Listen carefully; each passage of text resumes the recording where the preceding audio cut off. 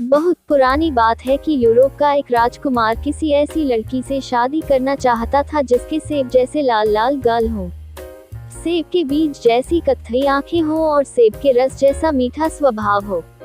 लेकिन ऐसी लड़की उसको अपने राज्य में कोई मिली ही नहीं, इसलिए वह ऐसी ही एक लड़की की खोज में दूसरे देश को चल दिया। वह घोड़े पर सवार था।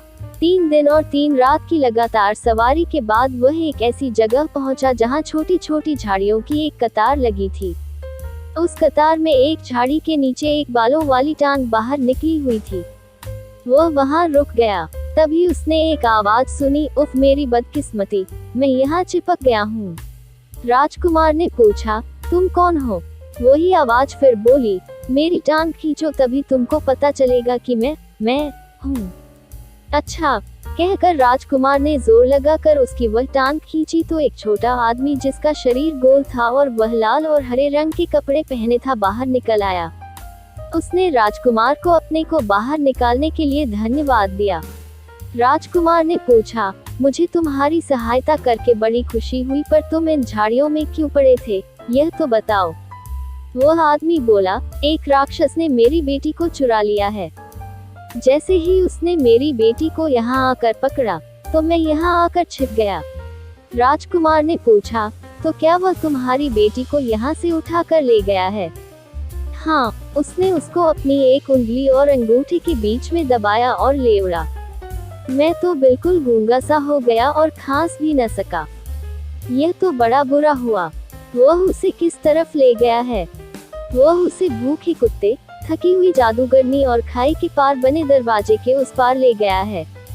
ऐसा उस छोटे आदमी ने राजकुमार को बताया। राजकुमार ने दोहराया, भूखे कुत्ते, थकी हुई जादूगरनी और खाई के पार बने दरवाजे के उस पार। मैं तुरंत ही जाता हूँ और तुम्हारी बेटी को लेकर आता हूँ, मगर वह देखने में है कैसी? उस आदमी ने जवाब दिया, गाल उसके सेब जैसे लाल हैं, आंखें उसकी सेब के बीज जैसी कत्थई हैं और स्वभाव उसका सेब के रस जैसा मीठा है। अगर तुम यह सुनते ही राजकुमार को इंतजार कहाँ, इसी लड़की की तो तलाश थी उसको। सो वह तो यह जा और वह जा। वह तुरंत ही अपने घोड़े पर सवार हो गया और दौड़ चला। वह हवा की गति से भागा जा रहा था कि एक कुत्ते का घर आया। कुत्ता अपने घर से निकलकर भौंकने लगा, राजकुमार, राजकुमार, तुम कहाँ जा रहे हो? राजकुमार बोला, मैं राक्षस के किले को जा रहा हूँ जहाँ सेब जैसे सुर्ख गाल वाली, सेब के बीज जैसी कत्थई रंग की आंख वाली और सेब के रस जैसे मीठे स्वभाव वाली लड़की कैद है। कुत्ता बोला, मैं बहुत भूखा हूँ, पहले मुझे हड्डी दो तभी मैं तुमको जाने दूंगा। राजकुमार बोला, तुम भूखे हो तो मेरे पास हड्डी तो नहीं है, पर मेरा खाना तुम ले सकते हो। यह लो कुछ रोटियां और इन्हें खाकर अपनी भूख मिटाओ। कहकर राजकुमार ने उसे अपनी सारी रोटियां दे दी। कुत्ते ने खुशी से वह रोटियां खाई और राजकुमार से बोला, जाओ राजकुमार, भगवान करे कि तुम उस लड़की को छुड़ाने में कामयाब हो। मगर याद रखना, अगर तुम्हें वह लड़की कहीं दिखाई न दे तो वहाँ एक सेब रखा होगा, वह सेब उठा लेना। राजकुमार फिर अपने घोड़े पर चढ़ा और कुत्ते के ऊपर से छलांग लगा दी। हवा की गति से अपने घोड़े को दौड़ाता हुआ वह जादूगरनी के घर के पास आया। जादूगरनी ने पूछा, राजकुमार, तुम कहाँ जा रहे हो? राजकुमार ने जवाब दिया, मैं राक्षस के किले को जा रहा हूँ जहाँ सेब जैसे सुर्ख गाल वाली, सेब के बीज जैसी कत्थई रंग की आंख वाली और सेब के रस जैसे मीठे स्वभाव वाली लड़की कैद है। जादूगरनी ने कहा, मुझे सोने के लिए एक कंबल चाहिए। जब तुम मुझे एक कंबल दोगे तभी मैं तुम्हें जाने दूंगी।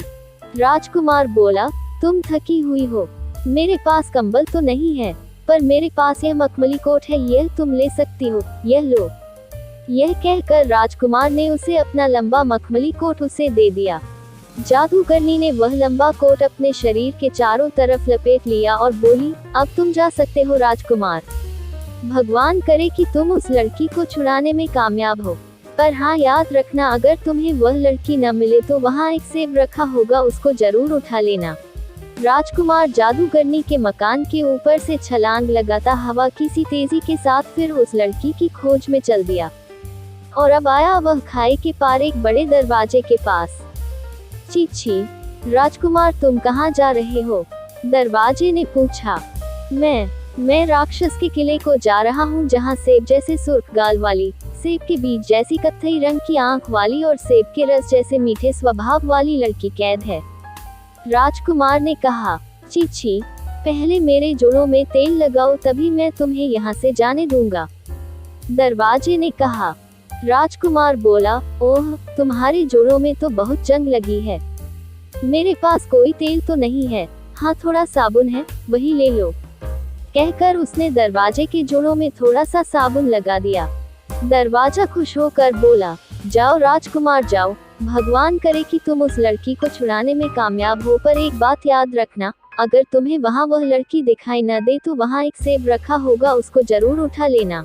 राजकुमार ने दरवाजे के ऊपर से छलांग लगाए और फिर घोड़ा नाचता चला गया। आखिर वह राक्षस के किले पर पहुंचा। वह सीधा घोड़े को सीढ़ियां चढ़ाता सामने वाले दरवाजे पर पहुंचा। वह किले के पीछे पहुंचा पर उसे न तो वहां कोई राक्षस दिखाई दिया और न ही वह लड़की। वह आगे वाले कमरे में गया पर वहां भी उसको कोई दिखाई नहीं दिया। वह रसोई में गया, वहां भी उसे न राक्षस दिखाई दिया न वह लड़की। अब वह उस राक्षस के सोने के कमरे में पहुंचा। वहां उसने खर्राटों की आवाज सुनी। उसने अंदर झांक कर देखा तो राक्षस गहरी नींद सो रहा था और पास ही एक तश्तरी में एक सेब रखा हुआ था। तभी राजकुमार को याद आया कि सभी ने उससे क्या कहा था। हाँ, अगर तुम्हें वह लड़की वहाँ दिखाई न दे तो वहाँ एक सेब रखा होगा, उसको जरूर उठा लेना। उसने हाथ बढ़ाकर वह सेब उठा लेना चाहा, पर उसके छूने से पहले ही वह सेब एक लड़की में बदल गया, जिसके गाल सेब की तरह सुर्ख थे और आंखें सेब के बीजों की तरह कत्थई रंग की थीं। लड़की ने रोकर कहा, राजकुमार, मुझे बचा लो। राजकुमार बोला, आओ चले, मेरा घोड़ा नीचे खड़ा है। और वे दोनों वहां से भाग लिए। राजकुमार ने लड़की को घोड़े पर बिठाया और दौड़ चला। तभी राक्षस की आंख खुल गई। वह वहीं से चिल्लाया, दरवाजे, दरवाजे, रोको उसे। दरवाजा बोला, मैं नहीं रोकूंगा उसको, उसने मेरे जोड़ों में साबुन लगाया है। राजकुमार, तुम जाओ। और राजकुमार उस लड़की को लेकर दरवाजे के ऊपर से निकल गया। अब राक्षस उनके पीछे भागा और चिल्लाया, जादूगरनी, उसे रोको, देखो वह जाने न पाए। जादूगरनी बोली, मैं नहीं रोकूंगी उसे, उसने मुझे सोने के लिए मखमली कोट दिया है। राजकुमार, तुम जाओ, भाग जाओ यहाँ से। और राजकुमार अपना घोड़ा दौड़ाता हुआ वहां से चला गया। राक्षस अपनी पूरी गति से भाग रहा था। वह फिर चिल्लाकर बोला, ओ कुत्ते, रोक ले उसको, जाने नहीं देना। कुत्ता बोला, मैं नहीं रोकूंगा उसको, उसने मुझे खाना दिया है। जाओ राजकुमार जाओ। और राजकुमार आगे बढ़ गया। जब राक्षस पीछे से आया तो कुत्ते ने उसके पैर में काट लिया और फिर पकड़ लिया। राजकुमार भागता ही गया और भागता ही गया, जब तक कि वह झाड़ियों की कतार नहीं आ गई, जहां उस लड़की का पिता छिपा हुआ था। घोड़े की टाप की आवाज सुनकर वह आदमी फिर से वहीं छिप गया था। राजकुमार ने फिर उसकी टांग पकड़कर उसको बाहर निकाला। असल में वह आदमी घोड़े की टाप की आवाज सुनकर डर गया था और फिर से झाड़ियों में छिप गया था। उसे अपनी बेटी पाकर बड़ी खुशी हुई और राजकुमार के कहने पर उसने अपनी बेटी की शादी राजकुमार से कर दी। राजकुमार को अपनी मनपसंद पत्नी मिल गई थी। वह उसको लेकर खुशी खुशी घर वापस आ गया और उससे शादी करके आराम से रहने लगा। तो दोस्तों, आपको ये कहानी कैसी लगी?